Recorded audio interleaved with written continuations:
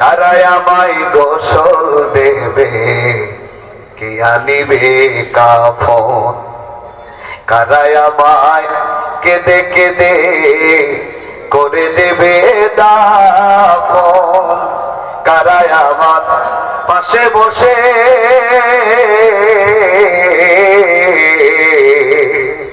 কারায় আমার পাশে বসে শোনাবে কোরআন।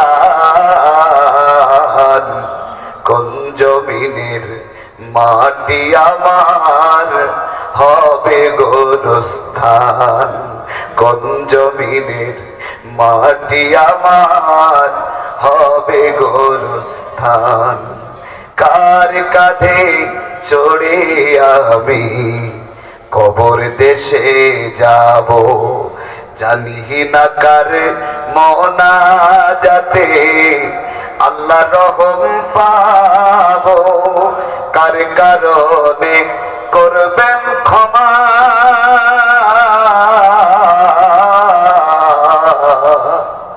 কার কারণে করবেন ক্ষমা আল্লাহ মেহেরবান। কোন জমিনের মাটি আমার হবে গোরস্থান। আস্তে করে বলেন মারহাবা। আস্তে বললে কি জোরে বলে নাকি ইন্ডিয়ার মানুষ? আমি মাঝে মাঝে ইসলামের সঙ্গীত গাবো, তাতে কি আপনাদের কষ্ট হবে? ভাই কথা বলেন। যদি কষ্ট না হয়, যদি ভালো লাগে, আল্লাহর রাস্তায় আপনাদের কাছে আমি কিছুই চাই না, টাকাও চাই না, ফুলের মালাও চায় না, চাই একটু মারহাবা। দেওয়া যাবে ভাই? আস্তে করে বলেন মারহাবা। ইন্ডিয়ার ভাইরা যদি এটা আসতে হয় তাহলে আপনাদের জোর এখন আছে ইনশাআল্লাহ। দুটি হাত করে বলেন মারহাবা। মাশাআল্লাহ। আমি আপনাদের জন্য দোয়া করি আল্লাহ তাআলা যেন আমাদেরকে জান্নাতে এরকম সুন্দর একটি জায়গার ব্যবস্থা করবেন। বলেন আমিন। আর 10 মিনিট পরে মানুষ জায়গা দেওয়া যাবে না। অনুরোধ করছি ভাই, সামনে যতটুকু এগানো যায় আপনারা এগিয়ে আসেন আর জিকির করেন লা ইলাহা ইল্লাল্লাহ।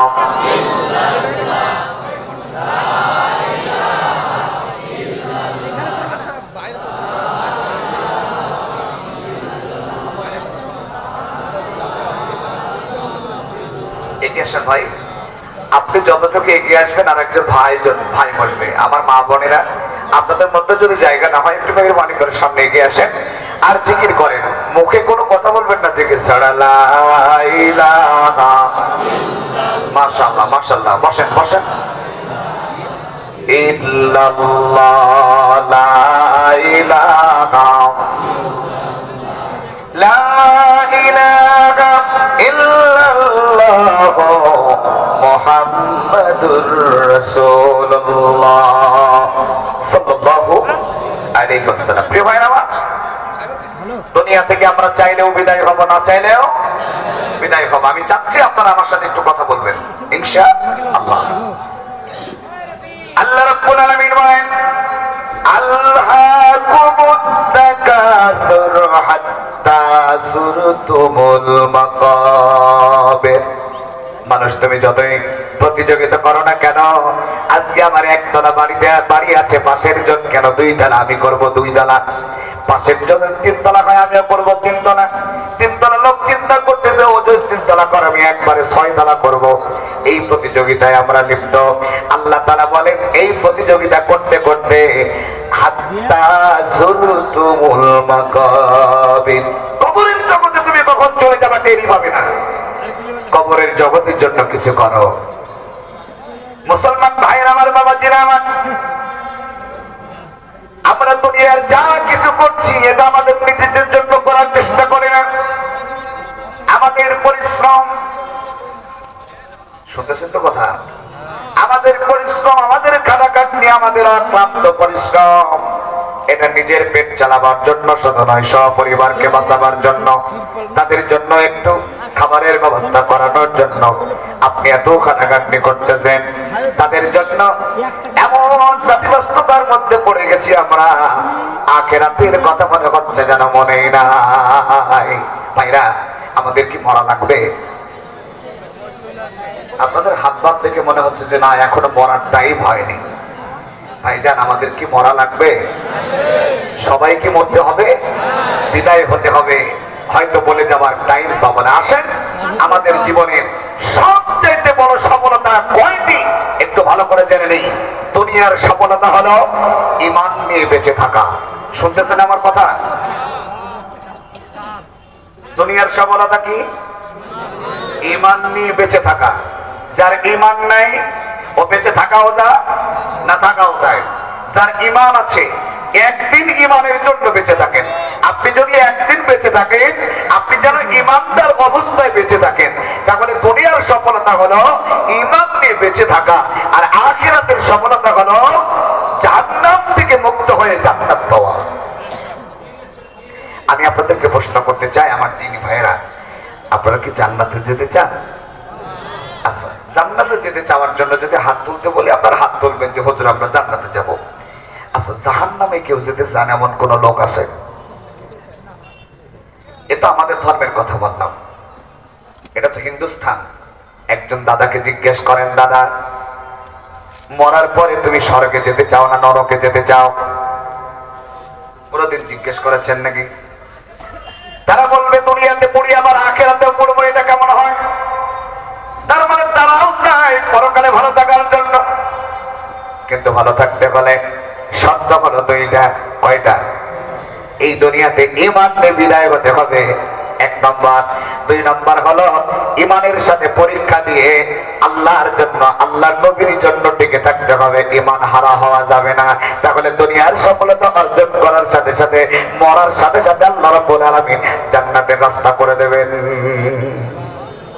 যারা জান্নাতে যেতে চান না তারা বলার দরকার নেই সুবহানাল্লাহ। যারা জান্নাতে যেতে চান তারাই কেবলমাত্র বলেন সুবহানাল্লাহ।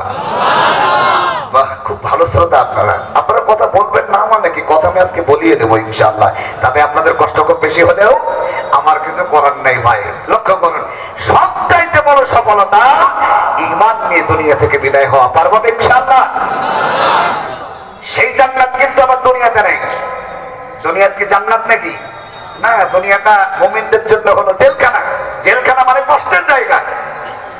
আপনি যখন ঈমানের কথা বলবেন, ইসলামের কথা বলবেন, তখনই আপনাকে ঠান্ডা পানি ঢেলে মসজিদের দিকে যেতে হবে। এমন অবস্থা আসবে কোরআনের কথা বলতে গিয়ে হাজার অত্যাচার, হাজার জুলুম নির্যাতন আসবে ইমানদারদের উপরে। এরপরে ইমানদারেরা ঈমানের পথ থেকে সরে যাবে না, দুনিয়া থেকে বিদায় হয়ে যাবে। ওই অবস্থায় পরকাল আল্লাহ রাব্বুল আলামিন তাকে জান্নাত দেবে। এবার আসেন, জান্নাতে যেতে চাইবো আর জান্নাত পেয়ে যাব। জান্নাত কি মামু বাড়ি না শ্বশুর বাড়ি? জান্নাত কি এরকম যে আমি চাইবো আর পেয়ে যাব? আপনারা নাও বলেন না, হাও বলেন না। আমার মাঝে মাঝে মনে হচ্ছে যেন আমার সামনে কেউ নাই, শুধু চুপচাপ বসে আছে কিছু লোক। লক্ষ্য করেন, বাজারের বড় ইলিশ একটি মাছ, গিয়ে দেখতেছেন বড় ইলিশ, এটা তো আমি নেবো, কিন্তু পকেটে হাত দিয়ে দেখছেন টাকা নেই। সম্ভব হবে নেওয়া? কিন্তু আকাঙ্ক্ষা ছিল মাছটা যদি আমি পাইতাম। ভাইরা, বাজারের বড় মাছটা, ভালো জিনিসটা যদি আপনার নিতে হয়, পকেটে যেমন টাকা থাকার দরকার, ওই টাকা ইনকাম করার জন্য যেমন পরিশ্রম করার দরকার, জান্নাতে যেতে হলে, ওই ভাগ্যবান জায়গায় যেতে হলে আপনি যেতে চাইবেন আর চলে যাবেন, বিষয়টা আসলে তা নয়। জান্নাতে যেতে হলে এই দুনিয়াতে পরিশ্রম করতে হবে। কি পারা যাবে? বলেন ইনশাআল্লাহ। আমি বুঝতে পেরেছি, আমি বলে দেব, তারপর আপনারা বলবেন। আমি শেষ পর্যন্ত এতটুকু বুঝলাম যে আমি বলে দিলে আপনারা বলতে পারবেন ইনশাআল্লাহ। বলুন ইনশাআল্লাহ। আমি বুঝতে পেরেছি। তাহলে ভাইরা আমার, আল্লাহ রাব্বুল আলামিন কি বলেন? আমি যে কথাগুলো বলবো কোরআন এবং হাদিস মিলিয়ে বলবো। আমি কারোর দলের বিপক্ষে কথা বলতে আসিনি, কোন দলের পক্ষেও কথা বলার প্রয়োজন আমাদের নাই। কারণ আমরা আল্লাহর কথা বলবো, আল্লাহ রাসূলের কথা বলবো ইনশাআল্লাহ। আমার আল্লাহ তাআলা কালামে হাকিমে চমৎকার করে বলেন, আলিফ লাম মিম। কোরআনে কারিমে এমন কিছু অক্ষর বিশিষ্ট আয়াত আছে যেগুলোকে বলা হয় হুরুফুল মুকাত্তাআত, যেমন আলিফ লাম মিম, আলিফ লাম রা, ইয়াসিন, তাহা, তাসিম মিম। এরকম কিছু অক্ষর বিশিষ্ট আয়াত আছে না ভাই? আছে। আল্লাহ রাব্বুল আলামিন বলেন এর অর্থ দুনিয়ার কোন মানুষকে আল্লাহ তাআলা জানিয়ে দেয় নাই। তবে আমার আল্লাহ তাআলা বলেছেন আমার কোন বান্দা যদি আমার কোরআনে কারীমের একটা অক্ষর তেলাওয়াত করে মিনিমাম তার আমল নামায় 10টা সওয়াব আমি আল্লাহ তাআলা লিপিবদ্ধ করে দেব। এখন তো নেকি কি জিনিস আমরা জানি না, নামাজ পড়তে যেতে ভালো লাগে না, নেকির গুরুত্ব কি আমলের গুরুত্ব কি এটা আমরা জানি না। কিয়ামতের ময়দানে মা তার সন্তানকে চিনতে পারবে না, বাবা তার সন্তানকে চিনতে পারবে না। একটা নেকির জন্য দৌড়ে যাবে আপনজনের কাছে, হে আমার আপনজনেরা তোমার জন্য দুনিয়াতে আমি কি না করেছি, আজকে অন্তকে একটা নেকি দিলে আমি হয়তো তোমার সাথে জান্নাতে যেতে পারবো। ভাইরা আমার, দুনিয়াটা যতটা কঠিন তার চাইতে কোটি গুণে কঠিন হবে কিয়ামতের ময়দানটা। কেউ কাউকে সেদিন চিনতে পারবে না। সেদিনকে এই নেকিটা মনে হবে কতটা গুরুত্বপূর্ণ। পড়ুন আমার সাথে সকলে, আলিফ লাম মিম। আল্লাহু আকবার বলেন। তেলাওয়াতের শেষে আল্লাহু আকবার বলবেন ইনশাআল্লাহ। এর অর্থ আল্লাহ রাব্বুল আলামিন জানিয়ে দেন নাই। দ্বিতীয় আয়াতে আমার আল্লাহ তাআলা বলতেছেন আহাসিবান নাস, আল্লাহ তাআলা মনে হচ্ছে যেন এখনই আমাদেরকে ডেকে বলতেছেন হে মানুষেরা, আমরা মানুষ নাও মানুষ, দেখতে কিসের মতো? মানুষের মতো। আপনাদেরকে প্রশ্ন করি, আপনারা জবাব দেবেন। গরুর পেটে যেটা জন্মগ্রহণ করে ওটা কি? বাঘের পেট থেকে যেটা জন্মগ্রহণ করে ওটা কি? বানরের পেট থেকে যেটা জন্মগ্রহণ করে সেটা কি? মানুষের পেট থেকে জন্মগ্রহণ করে সেটা কি? না। বাঘের পেটে বাঘের জন্ম, গাধার পেটে গাধা। বলবো না? থাক। আমরা এই দেশে এসেছি না, অনেক মানুষ আমাদেরকে এসে বলতেছে হুজুর আমার ছেলেটার জন্য দোয়া করেন, আল্লাহ তাআলা যেন মানুষের মতো মানুষ বানান। তার মানে মানুষের পেটে জন্মগ্রহণ করলে মানুষ হওয়া যায় না। এমন মানুষ আছে যাদের চেহারা মানুষের মতো কিন্তু ব্যবহার পশুর চাইতেও খারাপ। যদি হ্যাঁ হয় তো হ্যাঁ বলেন, আর না হলে না। ঠিক না ঠিক? চিন্তা করেন ভাই আমার, আমাদের চেহারা শুধু মানুষের মতো হলেই মানুষ বলা যাবে না, আমাদের ব্যবহারটা হতে হবে মানুষের মতো। আল্লাহ যেন তৌফিক দান করে বলেন আমিন। আমার আল্লাহ তাআলা বলেন আহাসিবান নাস, হে মানুষেরা খুব গভীর মনোযোগ সহকারে আমার কথাগুলো শুনুন। আমি খুব বেশিক্ষণ আপনাদের মাঝে কথা বলবো না, আমি চলে যাব অনেক দূরে, আর হয়তো কোনোদিন দেখা হতেও পারে নাও পারে। খুব বেশি কথা বলা যাবে না, একটু জিকির করি লা ইলাহা ইল্লাল্লাহ ইল্লাল্লাহ সুবহানাল্লাহ লা ইলাহা ইল্লাল্লাহ লা ইলাহা ইল্লাল্লাহ মুহাম্মাদুর রাসূলুল্লাহ। ভাইরা জবান করে বলুন সাল্লাল্লাহু আলাইহি ওয়াসাল্লাম। এত সুন্দর শ্রোতা আর এত সুন্দর মাইক, যা বলা না বলে প্রশংসা না করে আমি পারলাম না। তাতে আমার আয়োজক এত সুন্দর, সব মিলে আলহামদুলিল্লাহ বলেন। আল্লাহ রাব্বুল আলামিন বলেন হাসিবান নাস, আমার দিকে তাকান। আমার আল্লাহ তাআলা বলেন হে মানুষেরা, আইয়ুতরাকু আইয়াকুলু আমান্না, তোমরা কি কথা বলছো নাকি যে আল্লাহ আমি ঈমান আনলাম? ওহুম লা ইফতানুন, তুমি যখনই বলবা আমি ঈমানদার, ও বান্দা তুমি যখনই বলবা আল্লাহ আমি কালেমা পড়ে নিয়েছি লা ইলাহা ইল্লাল্লাহু মুহাম্মাদুর রাসূলুল্লাহ সাল্লাল্লাহু আলাইহি ওয়াসাল্লাম। আমার আল্লাহ তাআলা বলেন তুমি যখনই এই কালিমাটা মুখে স্বীকার করবা, অন্তরে বিশ্বাস করবা, কাজে পরিণত করবা, তখন তোমার নাম হয়ে যাবে ঈমানদার। ও বান্দারা, ও আল্লাহর গোলামেরা, ও আমার ভারতের মুসলমানেরা, আমার কলিজার টুকরা ভাইরা, আমার আল্লাহ তাআলা বলেন, হে মানুষেরা, তোমরা কি এই কথা বলতে পারবা যে আমি ঈমান আনলাম? বুকে হাত দিয়ে বলেন তো ভাইরা, আমরা ঈমানদার না বেঈমান? একটু বুকে হাত দিয়ে বলেন, আমরা ঈমানদার না বেঈমান? আল্লাহ যেন আমাদেরকে কবুল করেন। আমার আল্লাহ তাআলা বললেন, অগমলা ইফতানুন, তুমি যখনই বলবা আমি ঈমানদার, অবশ্যই বান্দা তোমাকে পরীক্ষা দিতেই হবে। পরীক্ষা দিতে হবে না, দেওয়াই লাগবে।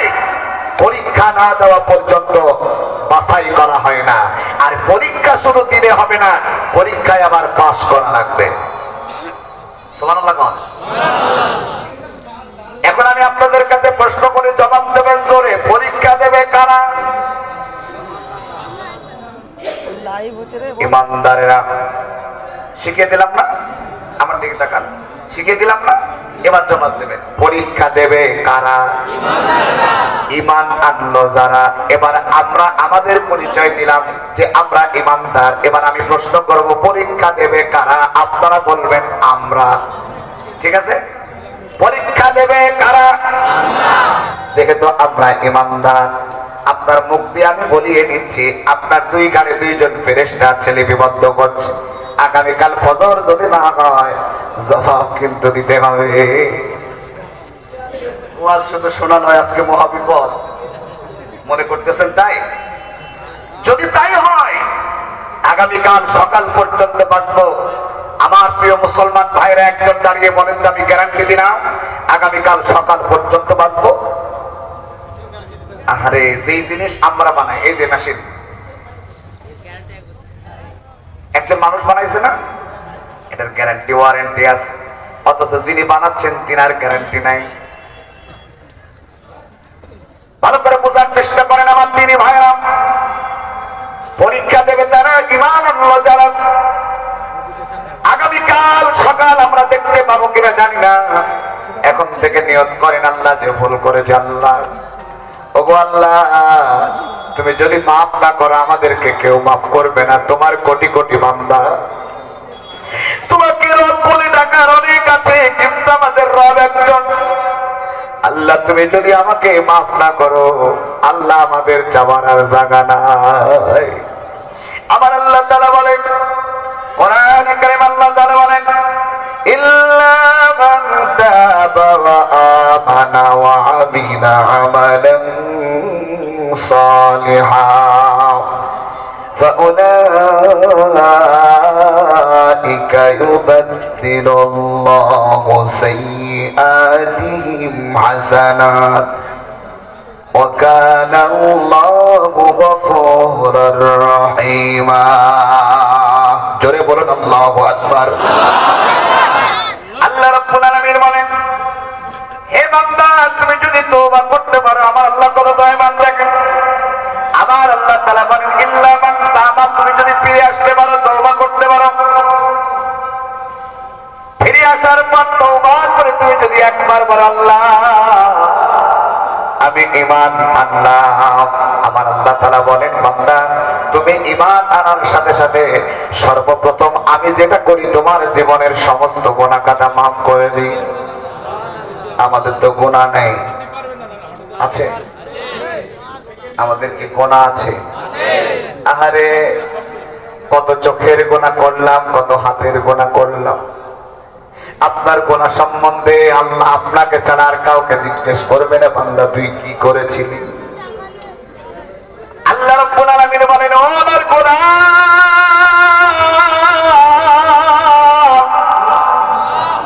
তুই আমার কাছে যা, আমি আল্লাহ তাআলা তোর জীবনের গুনাহ কাটা মাফ করে দেব। সাইয়্যাতিহিম হাসানাত, গুনাহগুলো যদি সব মাফ হয়ে যায় বান্দা, তুই ঈমানদার বলে কিন্তু তোর কোনো সওয়াব নাই। আমি রব্বুল আলামিন তোর সওয়াব নাই বলে আমার মনে বড় কষ্ট। এই জন্য আমি আল্লাহ তাআলা আমার বান্দার যতগুলো গুনাহ ছিল, গুনাহগুলো সওয়াবে পরিবর্তন করে দিলাম। ঈমানও আনলো, আমলও হলো। ওয়া কানা আল্লাহু গফুরুর রহিমা।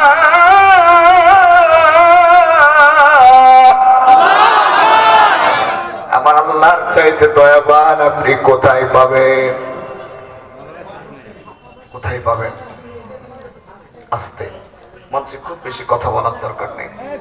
আমার ভাইরা, আমার আল্লাহর চাইতে দয়াবান আর কেউ আছে? জোরে বলেন। আমার আল্লাহর চাইতে দয়াবান কেউ নাই। আমাদের এলাকায় ইসলামী সঙ্গীত গায় বেশি, আমিও মাঝে মাঝে গাওয়ার চেষ্টা করি। আমার আল্লাহর চাইতে দয়াবান কেউ নাই। আল্লাহ নিজে সুন্দর, তাই সুন্দর তার পৃথিবী। সুবহানাল্লাহ। আমার আল্লাহর চাইতে দয়াবান আপনি কোথাও খুঁজে পাবেন না। পাবেন? সুতরাং ফিরে আসবো কার কাছে? ইমানদার বলে দাবি করতে পারবো? বলুন ইনশাআল্লাহ। আচ্ছা, আমরা পারবো না, অন্য ধর্মের মানুষ পারবে? আমরা কেবলমাত্র বলতে পারি আমরা আল্লাহর উপরে বিশ্বাস করেছি, আমরা নবীকে কলিজা দিয়ে ভালোবাসি, আমার নবী ছাড়া জীবনে আর কোন নেতৃত্ব দিতে পারে আমার কোন নেতা নাই। আমার নেতা বিশ্ব নেতা বিশ্বনবী মুহাম্মদ রাসূলুল্লাহ সাল্লাল্লাহু আলাইহি ওয়াসাল্লাম। এমন নবীর উম্মত হতে পারাটা ভাগ্যের বিষয়। সুবহানাল্লাহ বলবেন না? কিয়ামতের ময়দানে সব নবীগুলো চেয়ে থাকবে আমার নবীর দিকে। সুবহানাল্লাহ, জোরে বলেন সুবহানাল্লাহ। আমরা সেই নবীর উম্মত। পাওয়ার কি একদম কম নাকি? এই পাওয়ারের জন্যই তো আমরা নামাজ পড়তে যাই না, ঠিক না? আমরা নবীর উম্মত, নামাজ না পড়লে কি হবে নাকি? হবে। নবী দেখা যা, একবার দেখা যান গো মুরগি হারা বাচ্চা গো, যেমন নবী হারা উম্মত তেমন। কোথায় গেলে পাবো গো নবী, নবী গো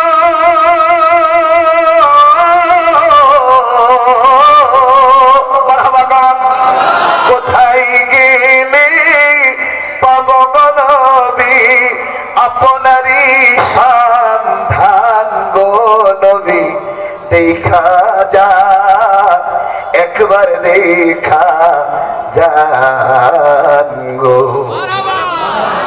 খুব বেশি কষ্ট দিলাম ভাই? জোরে বলেন আর একবার মারহাবা। এখানে শেষ নয়, আরেকটু আছে, বলবো না? দোয়া করি তো।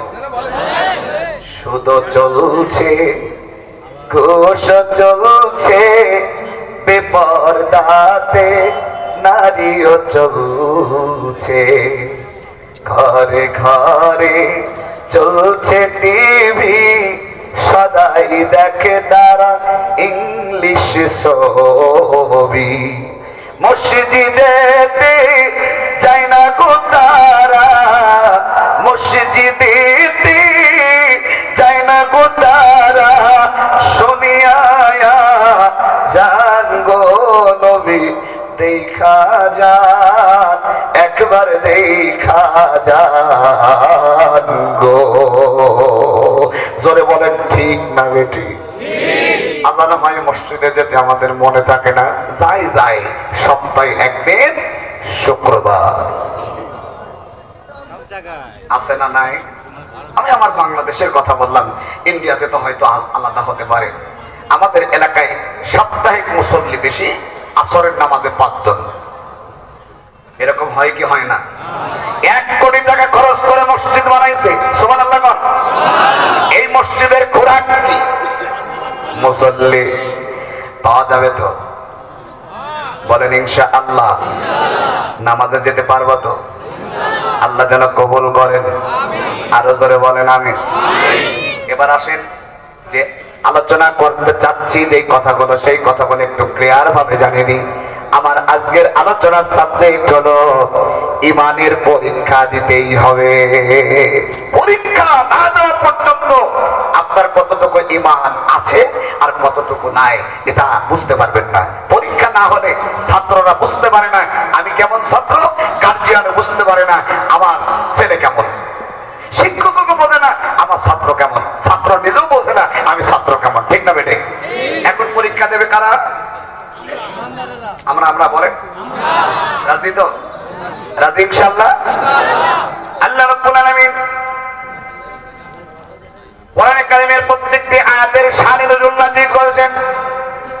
শানে নজরুল কি জানেন? নাজিল হওয়ার প্রেক্ষাপট। এই কোরআনকে আপনারা বিশ্বাস করেন তো ভাই? কারা কারা বিশ্বাস করেন হাত তোলেন তো দেখি। কারা কারা হাত তোলেন? হাত তোলেন, হাত তোলেন।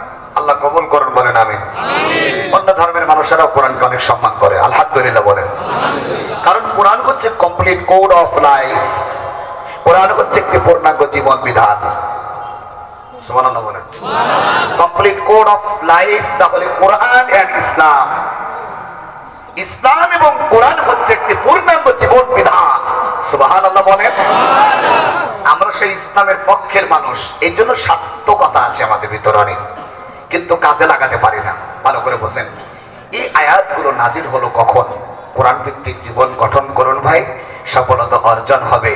কবরে তো আমি যাব, আমার কবরে আপনারা যাবেন, আপনার কবরে আমরা যাব না। কোরআন কিন্তু সফলতার পথ। একটি হাদিস মনে পড়ে গেল আমার। রাসূল কারীম সাল্লাল্লাহু আলাইহি ওয়াসাল্লাম বলেন, প্রতিনিয়ত মানুষ দুনিয়াতে আসছে আবার বিদায় হচ্ছে। প্রতিদিন লক্ষ লক্ষ মানুষ দুনিয়াতে আসতেছে, নাকি আসতেছে না? আবার বিদায় হচ্ছে। রাসূল কারীম সাল্লাল্লাহু আলাইহি ওয়াসাল্লাম বলেন, আল্লাহর একজন খাস বান্দা আজকে বিদায় হয়ে গেল।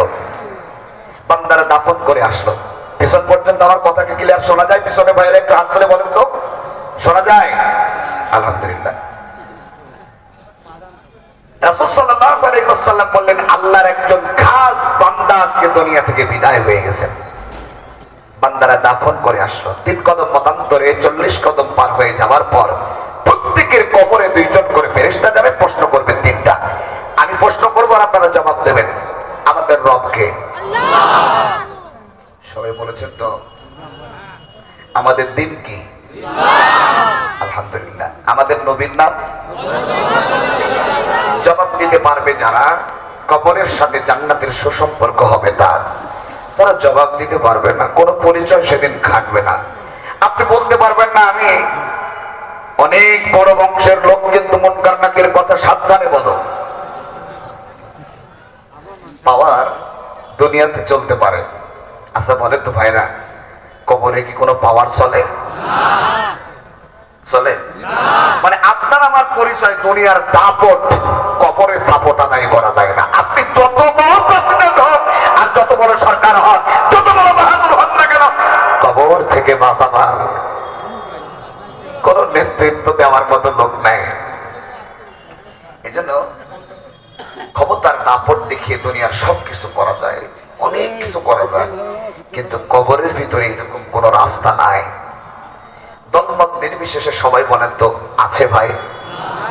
ক্ষমতার আমি তো আবার ইসলামিক গানের মধ্যে চলে যাচ্ছি। আমি একজন শিল্পী ইসলামিক গানের, এই জন্য মাঝে মাঝে বেশি হয়ে যাচ্ছে। তাতে আপনারা রাগ করতেছেন খুব বেশি? কষ্ট হচ্ছে নাকি? আর মানে একটু সাড়া দিয়ে বুঝিয়ে দিয়ে, নাহলে বুঝবো না তো যে আপনারা কেমন আসলে ভালো লাগছে না খারাপ লাগছে আমার জানতে পারছি না। আওয়াজ বাড়াইলে বুঝবো যে ভালো লাগছে, আওয়াজ যদি কম আর মনে করবো যে না মন খারাপ করতেছে, জোর করে বসে আছে।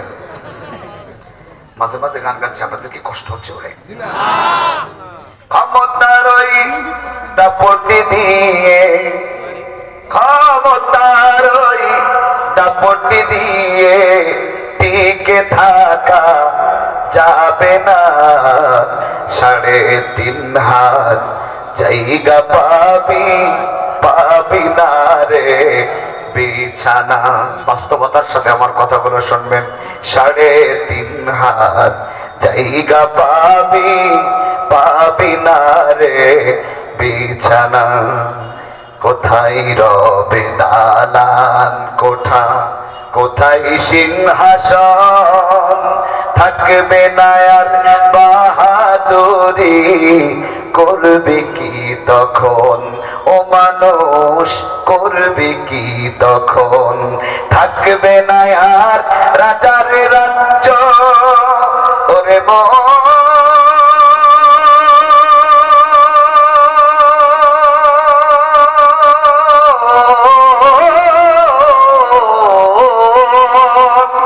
থাকবে না আর রাজার রাজ্য, পুরাবে জীবন। 2 দিনের এই দুনিয়াটা শেষ হবে তখন, ছেড়ে তোমায় যেতে হবে সুন্দর ভুবন। জোরে বলুন মারহাবা। ভাইরা আমার, বাবাজিরা আমার, সব দাপট চলবে দুনিয়ায় বাহাদুরি, শক্তির বড়ায়, ক্ষমতার বড়ায়, দলের বড়ায়, কত কিছুই মানুষ আমরা করি ভাই।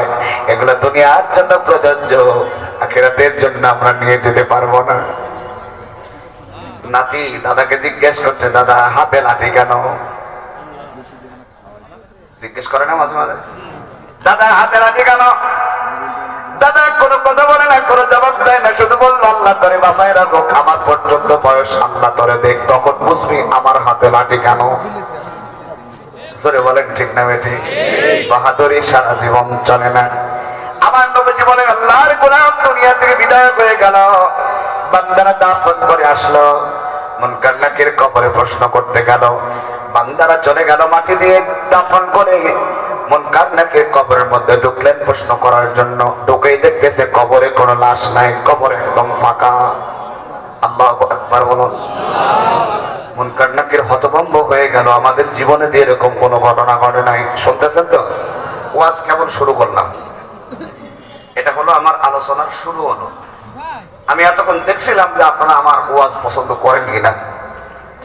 কিছু লোক এখনো দাঁড়িয়ে আছেন, চিন্তা ভাবনা করতেছেন, দেখি আর একটু দেখি, যদি ভালো লাগে থাকবো, না হলে ভাগবো। আছেন এরকম? এখানে তো বসার জায়গা আর নাই তো, আগামীতে আসলে এরকম জায়গা দেবেন, এর চাইতে আরো 3-4টা ডবল জায়গা করবেন। মা বোনের আপনাদের মধ্যেও মানুষ আসছে না, মেহেরবানি করে একটু এগিয়ে আসেন। ভাইরা আমার, বাবাজিরা আমার, কষ্ট বেশি হয়? আমার আওয়াজ কি খারাপ লাগতেছে? খারাপ লাগলে আওয়াজ কমাবেন, ভালো লাগলে আওয়াজ বাড়াবেন। এখন কোনটা করবেন? আওয়াজ কমাবেন না বাড়াবেন? বাড়িয়ে বলেন সুবহানাল্লাহ। ওরে আল্লাহ, মনে হলো সত্যি আমার দেশে আছে। আল্লাহ আপনাদের হায়াতকে দারাজ করুন। জোরে বলেন আমিন। কবরের ভিতরে লাশ নাই, কবর একেবারে ফাঁকা। আল্লাহর দরবারে চলে গেলেন মুনকার নাকির, গিয়ে বললেন, রব্বুল আলামিন, আমাদের জীবনে এরকম ঘটনা কোনোদিন ঘটে নাই। আমার আল্লাহ তাআলা বলল, কি হয়েছে? রব্বুল আলামিন, তোমার বান্দা, তোমার বান্দারা বান্দাকে দাফন করে গেল, আমার আল্লাহ সব অবগত। এরপরে প্রশ্ন করলো, লাশ খুঁজে পেলাম না। আমার আল্লাহ তাআলা মুনকার নাকিরকে বলল, এবার যাও। এবার কবরে গিয়ে দেখতেছে কবর ফাঁকা নাই, কিন্তু লাশ নাই।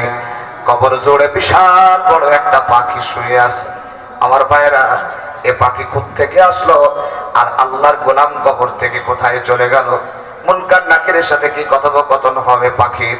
আমার বলার ইচ্ছা আছে, আপনাদের শোনার ইচ্ছা কি আছে? ইনশাআল্লাহ। আল্লাহ যেন আমাদের তৌফিক দেয়। আপনি যদি চলে যান, আপনি আর শুনতে পাবেন না। বসে থাকেন, বলবো।